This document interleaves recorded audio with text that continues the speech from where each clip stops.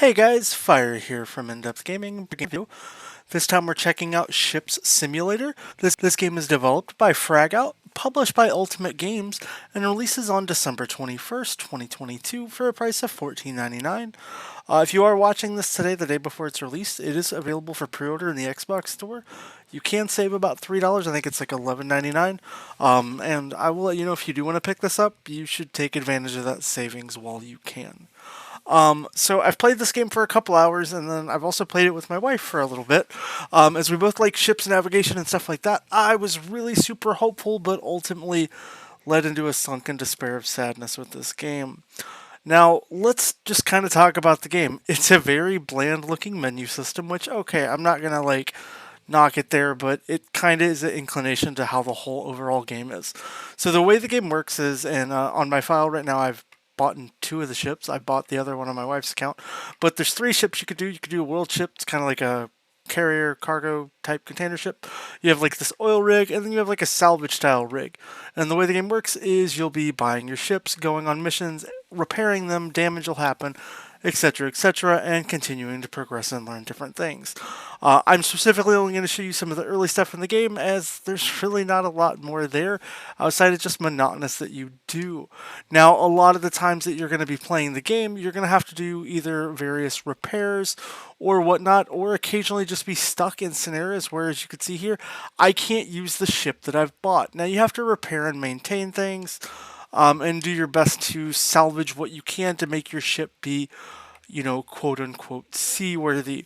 Whether it's doing full repairs, or as you can see here, we're going to do some partial repairs. Ultimately, we're working to play the game, which, yeah, that's great and sounds good on paper. But then when the, kind of missions and things that you do in this game end up being very, let's say, bland compared to the computer version of the game. And so let's go ahead and just dive into one of these specific missions that I want to talk about. And this is Through Stormy Seas. Now, this is a mission that will take you over an hour to navigate, or not an hour, over about half an hour to navigate, and well over an hour to do if you don't take advantage of the ability to use your ships. Now, if you've played this game or seen any PC footage, this game looks a lot better on computer than it does on consoles. And I don't really know if that just comes down to the porting, to, controls, to just how this game overall functions.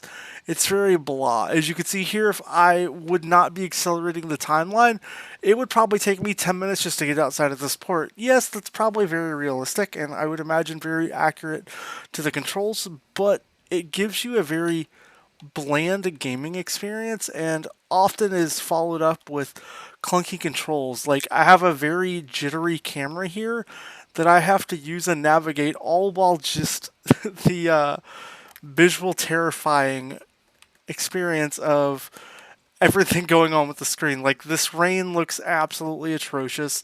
You don't really see waves in the water. It's just kind of like a blurry gloss that repeats itself. And when you kind of combine, the expectations of, I thought I was coming into a really fun ship simulation game, to something that really just gives me a very uneventful, not fun experience, it's kind of hard to stay and remain excited.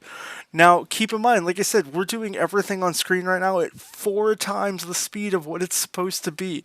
Now, I'm not just going to knock this mission. You're going to do a lot of different missions in the game, from, transports to docking to rescues to fires to salvage to all kinds of different things between the 3 different ships that you're going to get to class. But to be honest, I think that's very lackluster that I'm only getting 3 ships, which is very, uneventful into the game. Like, I wish that even for $15, like, give me a sandbox mode and let me just pilot a ton of different ships, or try different, more engaging scenarios, or let me customize some scenarios to some capacity, instead of just giving me a control that has a camera that's honestly incredibly wonky, doesn't really give me different views. Like, I would love to be in the crew's cabin area where the wheelhouse is and have like a cooler point of view, but I don't really have that, nor do I have anything that really immerses me into the game. Now, we're going to go ahead and also point something out here. If I want to stop the mission I'm in, I can't. I am stuck in this mission, And the only way to reset myself is simply to do this here on screen, to quit the game, reboot, and hope that, the repairs or things I already expensed didn't bug out on me or cause me to lose too much progress. Like some of just the basic functionalities that I would hope to see, even in a game, like I said, that's a port to a console, I'm not seeing here. The game does a really good job at the first couple levels. It's like, ooh, this is super exciting. And then you fall into this unfortunate repetitive nature that is this game that, I think with a little bit of TLC, don't get me wrong, and I'm not trying to like completely beat down on the developers, but this game needs some TLC. I need to have some ability to, save in between missions or just stop and pause or maybe like a progress screen or just a better way to display stuff than something that looks like it was thrown together in a basic game dev tool in 10 minutes. I enjoy simulation games, so coming from a simulation gamer perspective, it's stuff that I enjoy doing. I've gave great reviews with tons of different simulation games that have recently came to Xbox that I've really enjoyed. But unfortunately, Ship Simulator is going to be one of those games that, as far as an opinion of buy, sell, pass, I'm going to recommend you guys pass on this one.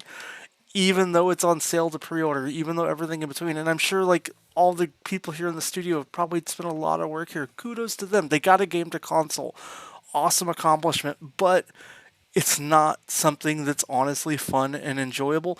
And it's a game that's not going to last you a crazy amount of time beyond just the repetitiveness that you're going to spend in that time.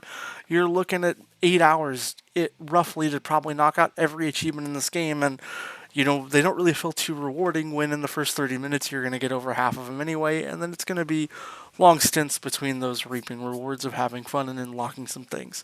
Outside of that, guys, that's my opinion of Ship Simulator. If you have any questions, want to know more, want to see a little bit of how the gameplay, check out the early gameplay video on our channel where I've got 25 minutes of gameplay, and you could see just a little bit of what I'm talking about. If you enjoyed this review, I'd appreciate it if you hit the thumbs up button. If you haven't already, consider subscribing to the channel. I hope you have a great rest of your day, and we'll catch you next time.